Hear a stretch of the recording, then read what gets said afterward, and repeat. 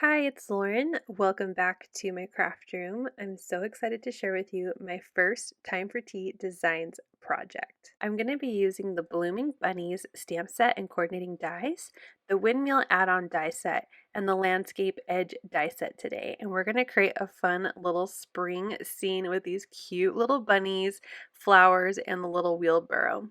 Now I do have a lot of scene building to share with you, so I'm just going to skip through the coloring. I do very basic coloring with Spectrum Noir Illustrator markers, just picking 2 to 3 colors in the same shade to add shadow. I hope to include more coloring videos in the future, but I really wanted to share with you how I created the scene, so that is what we're going to be focusing on today. I'm bringing out some colored cardstock and I'm going to start die cutting these pieces. Out of some Kraft cardstock, I'm going to cut the fence twice as well as 2 of the tree trunks, and those will be the only brown that I will die cut, but I will run them through the machine twice. Next, I'm going to jump over to the white cardstock and I'm going to use one of the cloud borders. I'm using the larger cloud to create a edge on this white cardstock, and I will trim everything down. You'll see it later. So I'm die cutting towards the top of all my papers, and then I will trim off anything excess when I get to layering onto the card. For the 2 pieces of green cardstock, I'm doing one with kind of a hill die cut from the set, and then I'm doing the other one with the grassy edge. So I'm going to have 2 different layers to my grass and creating different dimension throughout the card. So here are the pieces. I will cut the tops of the trees out of some of the scrap green cardstock when I get there, but let's start with our layering our clouds onto the blue cardstock. I want to make sure I have the clouds in a good spot. So here is a rough kind of look of the card that I'm going to be creating. And once I'm happy with the placement of the clouds, I'm going to turn it over and just use a pencil to mark where I need to trim down the white cardstock. My blue cardstock piece is already trimmed to an A2 size, which is 4 1/4 by 5.5 inches. So I'm trimming the cardstock pieces to line up with the bottom edge of my card, as this will be a landscape card. So once I have the clouds glued down, I want to add a little bit of splatter. I like to add a little bit of interest to my different pieces of cardstock. So for the sky and clouds, I'm going to bring out some clear, like a shimmer liquid, and I'm just using a mix of that shimmer liquid and water with a paintbrush and splattering it onto my background. Once it's dried a little, I'm going to clean up my workspace and then I will move on to the green parts of my card. Now I wanted to create a kind of grassy hill in the background. When I'm creating a scene, I like to think about what's going to be in the forefront and what will be in the background. So things in the background will need to be smaller and things in the foreground will need to be larger. So I'm trying to create a hilly grass background, but I didn't want to use the actual grass die cut because I want it to be further away. So you wouldn't be able to see the blades of the grass like you would when you're looking at grass closer up. So repeating the same process like I did with the clouds, I marked where I needed to trim my paper down, and then I can adhere that to my background, and that will finish off the layers that will be glued directly to the card base. Well, except for the trees. I will add the trees in just a moment. Now for the middle part of the card, I'm going to have these fences, and I am going to use some super thin foam squares to add a little bit of dimension without it being super bulky, because I'm going to do another layer, which is that grass and the cute little bunnies. So this in-between layer, I didn't want it to be really thick, so I'm going to use a thinner foam square for my fence. I'm figuring out how much I need to trim off because I'm overlapping these pieces to be able to fit across my card in a landscape position. So once I have trimmed that down, I'm going to start adding my foam squares, and I realize that I need to glue my trees down before I start going on to the next layer. So I'm just kind of figuring out the placement of where the fence is going to go, so that way I can also figure out where I'm going to put my trees, and I also need some of that scrap green paper in order to cut the tops of my trees. So doing again what I did with the hill in the background, I'm adding some Distress Oxide to my grass that will be the very front of my card using a Time for Tea blender brush, and then I will adhere this to the card base using some foam tape.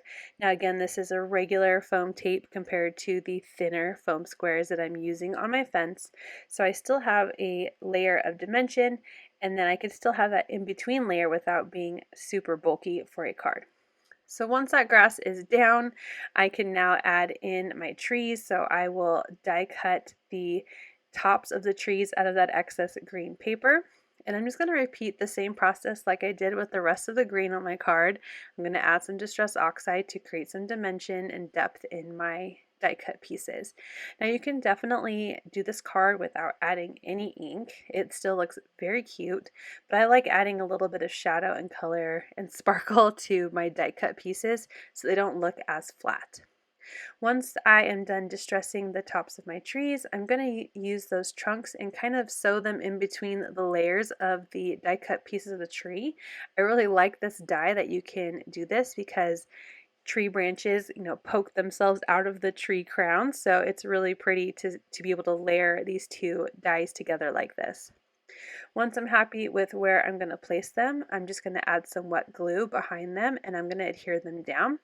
Now when I added the glue to my hill in the background, I made sure not to go all the way to the edge of my paper because I knew I was going to slide these trees in.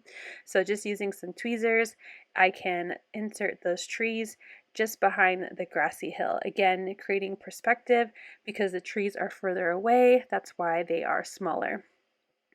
Once those are both glued down, I can finish adding in my foam squares. I probably added far more than I needed, but that's okay. I wanted it to be nice and stable. I'm gluing the edges of the dies from both of my fences together, making sure that they overlap nicely, and then I will continue adding my obscene amount of foam squares behind my fence.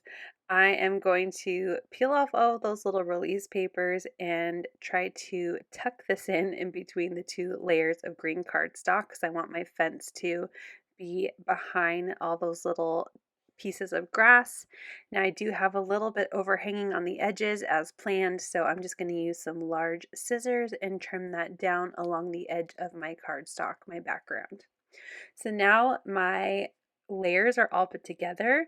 I love the dimension. I love the perspective. It's turning out to be a really cute scene. So now I can add in my cute little images from the Blooming Bunny stamp set.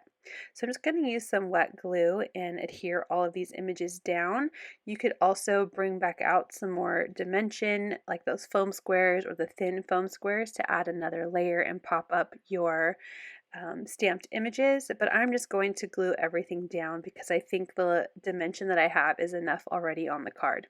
So everything is glued directly to the card with some wet adhesive except for this little bunny here. I put a thin foam square behind his head that overlaps the fence.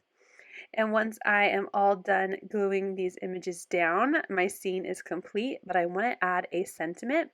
So I'm going to do the I blooming love you sentiment. I think that's so cute. And I love that Time for Tea Designs creates die cuts for the sentiments, that kind of a bubble cut around the sentiment. Super excited to use the die with this particular sentiment.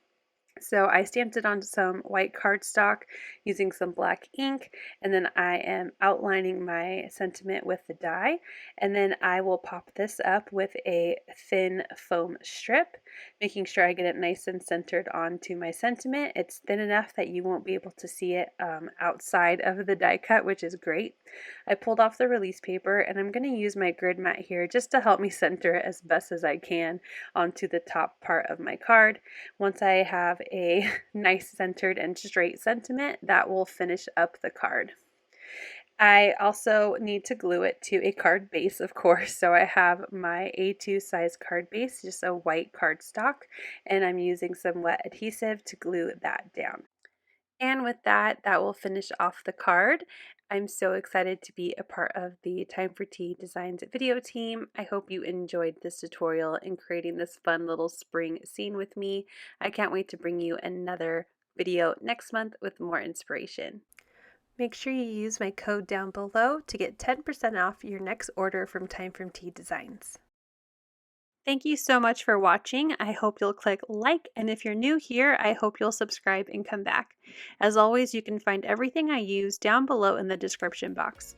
Thank you and have a wonderful day. Bye!